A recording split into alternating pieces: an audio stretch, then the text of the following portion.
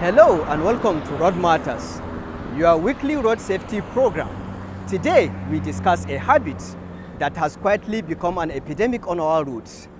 Using mobile phones while driving, whether it is making calls, replying to messages, checking social media, going live or following directions. Many people believe they can do it safely, but can they? Stay with us as we find out. My name is Sufyan Muhammad.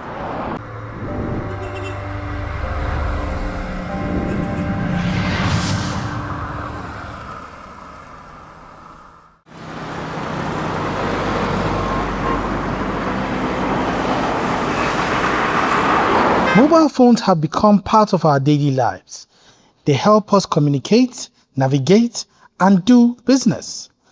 But behind the wheel, they become deadly distractions. Every second your eyes leave the road, your chances of crashing increase. Sadly, many drivers still answer calls, send messages, record videos, or browse social media while driving. Is convenience worth the risk?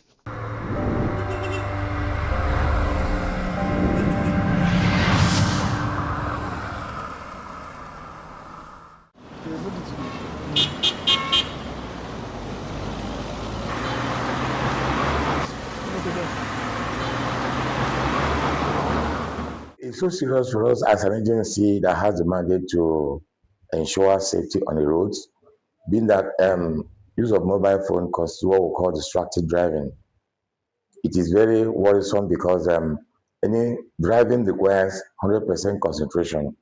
And of course, when you are driving and texting at the same time or receiving a message, the distraction is going to be a very heavy one. Your focus and concentration will be impaired. You will now end up doing what they call lane hopping. Even your response and reaction rate will be reduced, which is actually a high risk arrangement of behavior that can lead to a crash. Distraction comes in many forms. Some drivers answer calls without hands-free device. Others send text messages. Some record themselves while driving for social media. Every distraction takes attention away from the road.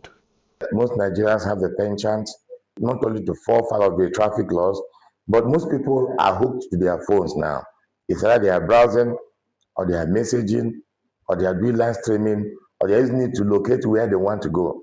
But for us as an agency that understand the potential dangers attached to such practice, this is a no for us. The traffic law prohibits it because it is a behavior that can lead to a crash.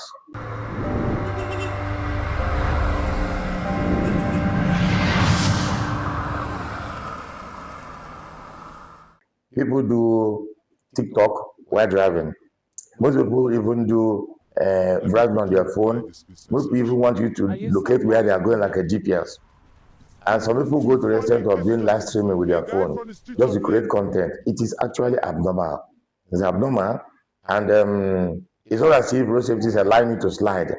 Because of the way we have noticed the rampant nature of this behavior, the conduct of road users or motorists as the case may be, we have a way of addressing this situation. Apart from our public enlightenment campaigns, we do what we call strategic engagement programs.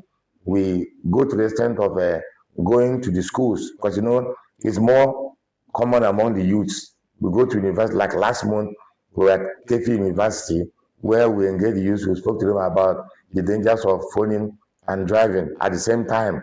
Beyond that, we also, in the course of our routine patrols, we flag people who use phone while driving. We flag them down, and then they are sanctioned accordingly. Besides that, we organize special patrols, and that one is to intervene and to address, especially when we see that our records are showing that road crash linked to use of phone is on the increase. They will decide to now organize what we call a special intervention patrol, targeted at making sure anybody driving through that particular space, as we are carrying out patrol, is being pulled over, flagged down, and then sanctioned accordingly in line with what the law says.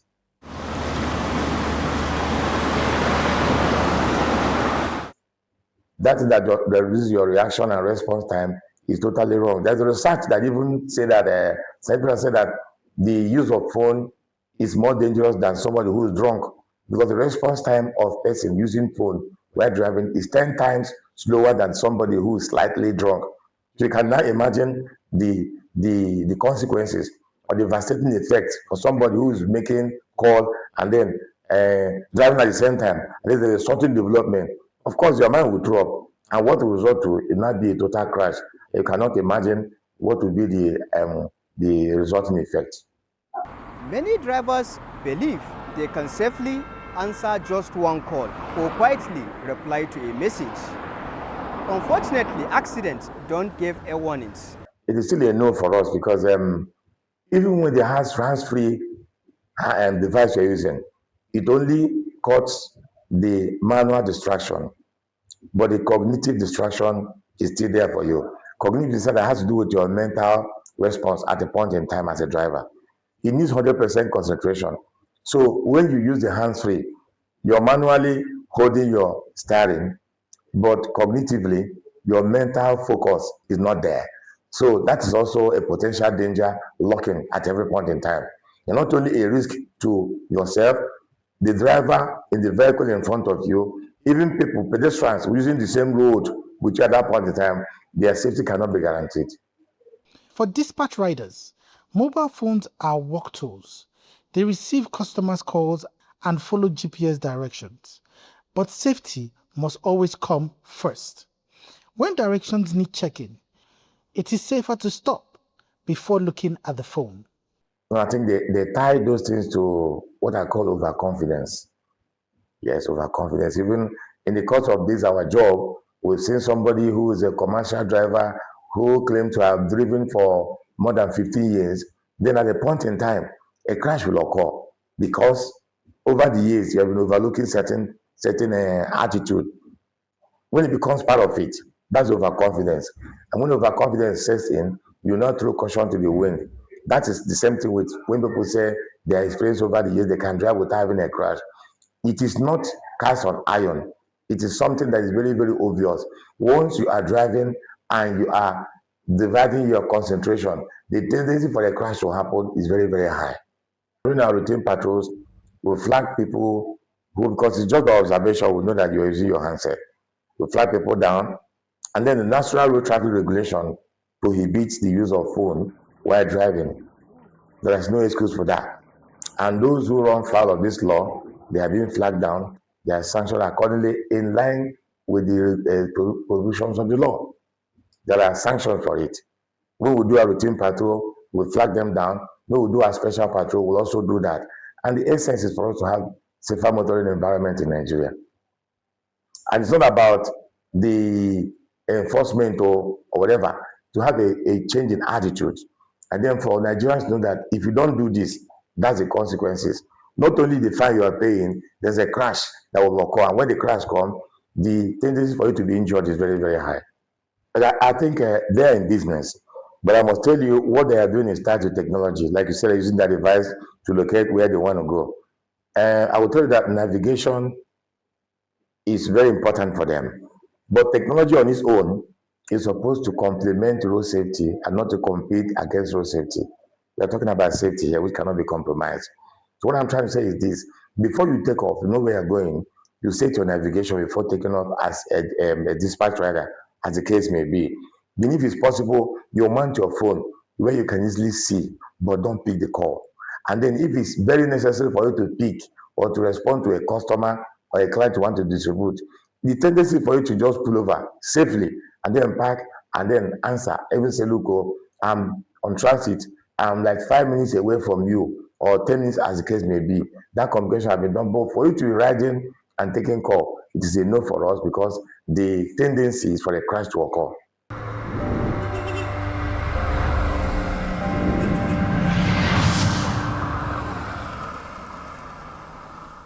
A phone call can wait, a text message can wait, but life cannot be replaced.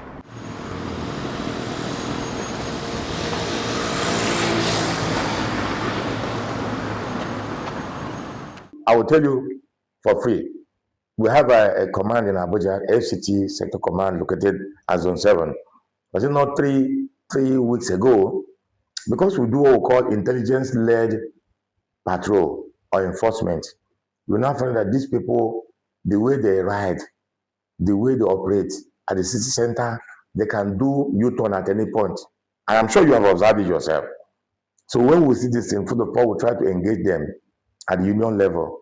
When we see there's not a change in attitude, we now do what we call total clamp down. If you had gone to zone 7, you would have seen almost 75 of them back there. But at the end of the day, they came around. After arresting them, we now organize what we call a special public enlightenment drill. After the drill, they will pay their fines and then they'll take their bike. The idea is that they are going to be proper road users to reduce the crash that is about to happen because of that wrong attitude.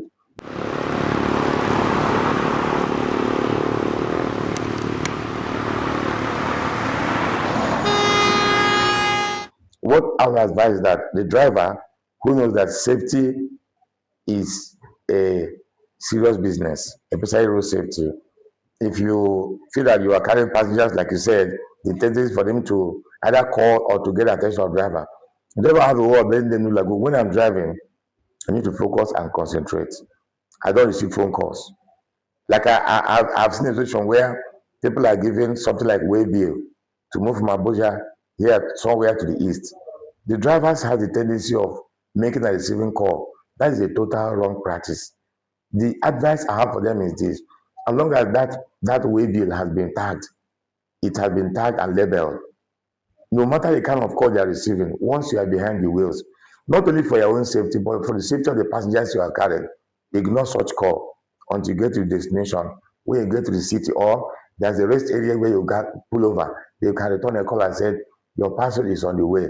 I'll be in Enugu at so time, and I'll call you. You come to our park, and then you pick your call. But to receive that call while driving is a no for us because it is dangerous.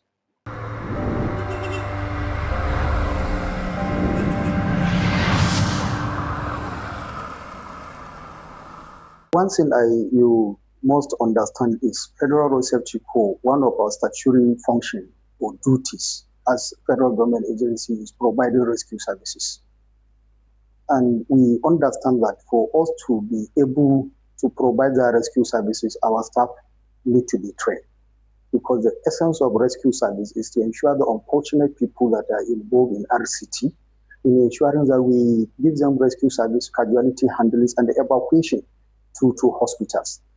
And one thing in FCT is that we have certain zebra points, and these zebra points we refer to centers where we have ambulance, where we are expecting our staff that are trained to man that ambulance and ensure they reach out to crash victims on time, and ensure that not only reaching out, but they give them proper standard rescue services that will help in saving their own lives and evacuating them to the hospital. And having understand all this, we now know we cannot achieve our statutory function without training and retraining our staff.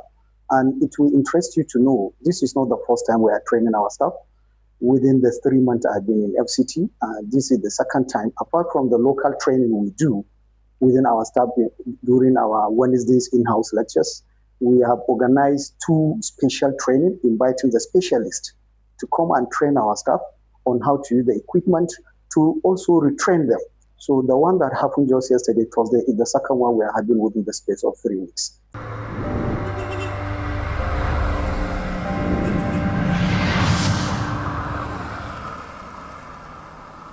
What next for the public to expect is the best international standard service by FRIC when it comes to rescue operations, because our staff have been trained by international standard to one, the hospital, and the other one is an organization, international standards, and we acquire that knowledge. And we also enjoyed all the staff that are trained for the training to serve as the trainer. They will now go back to their own commands where they are coming from to ensure also they train their own staff, other staff that were not opportune to attend that training, so that they acquire the same knowledge they acquire for people in FCT and beyond to get excellent and best service from the Federal Road Safety Corps. And what makes this particular one different is, first of all, we are using the hospital setting, and we have the consultants, the medical doctors with us, and they open all the equipment that they were using in the hospital and avail of the opportunity to use all that equipment. And some of the equipment that we have, we are also trained on how to handle them. Now, we are not only being trained on how to provide the rescue, but apart from that, we are also trained how to use the equipment that will let us give a better services to the will-be unfortunate crash victims. We as Federal Road Safety Corps, once we encourage people that on vehicle is first of all ensure they have the first aid box in their own vehicle, because the first aid box must not necessarily be used for the particular owner of the vehicle, but will be handy in the event of road traffic crash when you are trying to assist the other road user that is involved in a crash, because the first aid box contain something that are needed during the rescue services. So despite the fact that we have the first aid boxes in all our patrol vehicles, we also have all the first aid boxes in all our ambulances. Like I told you, we have 13 ambulance point, zebra point in FCT with well-equipped ambulances. Despite also we are also having a lot of more roadside clinics in road safety. That clinics have been created along the highways in Nigeria to ensure that they reach out to people that are involved in road traffic crash. And we also encourage the motoring public, what was the drivers, to ensure that each vehicle you are driving, try and make sure you procure a first aid box. That first aid is in your vehicle will be handy in trying to provide rescue for road traffic crash victims. Everything has its own advantage, and we also have a side effect. One, we are all crying for good roads. All of us, we are always looking for good road. Where the road is bad, everybody is looking that this road will be full, let the road get well. Now when we get the road, people are now driving recklessly on the road. People are speeding on that road. People are overloading on that road.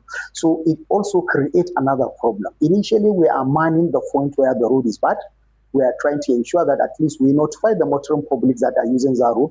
There's a social place, there is a faulty, a social place, there's a pothole, a social place, and when you are coming, be cautious on how you use the road. Now the road is good. The problem now changed. The new problem we are facing is speeding, where the drivers are speeding on that road, and in the course of this speeding and the recklessness of the driver, it results in a lot of road traffic crashes. So we have increased road traffic crashes due to the speeding of the drivers on that road. Initially, the crashes we are having is as a result of the bad road. Now that the road is good, we are also having another crashes relating to the overspeeding of drivers on the highways. Like we always say, the public or the motoring public should expect the best from road safety. We know our duty, we are ready for our duty, and we are prepared for our duty. And part of the preparation is what you see in the way that we are training our staff. We are not only training them on the rescue service, we are always training them on even how to carry out other responsibilities. Some training, like I told you, is in-house. We every day on Wednesday morning from 10 o'clock to at least 12 noon in the afternoon, we always train our staff. We take this training very serious because we want, when our staff goes out, we want them to show the level of commitment. We want them to serve Nigerians to their best of ability, and we want a Nigerian to get the best service from Federal Road Safety Corps.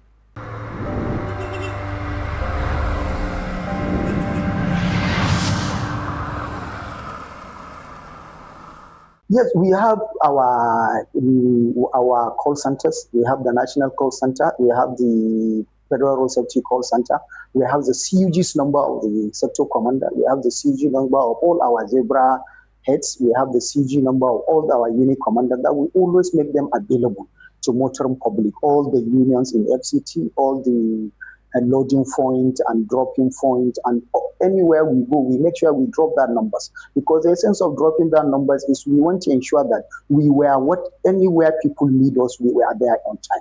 The target is on no account should somebody be involved in a road traffic crash, and it will last more than 15 minutes on anywhere on Nigerian road without the presence of Federal Road Safety Corps to provide the rescue service.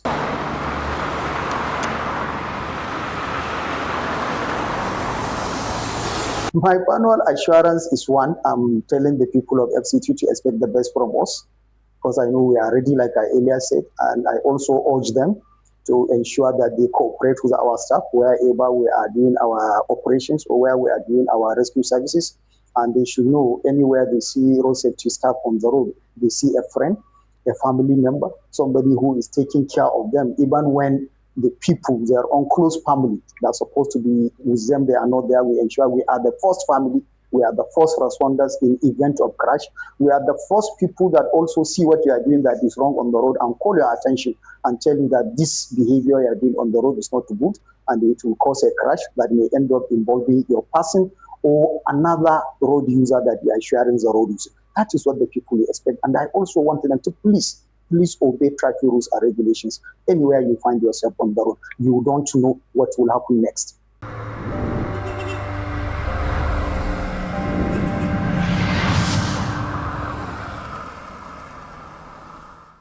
Your mobile phone is important, but your life is priceless.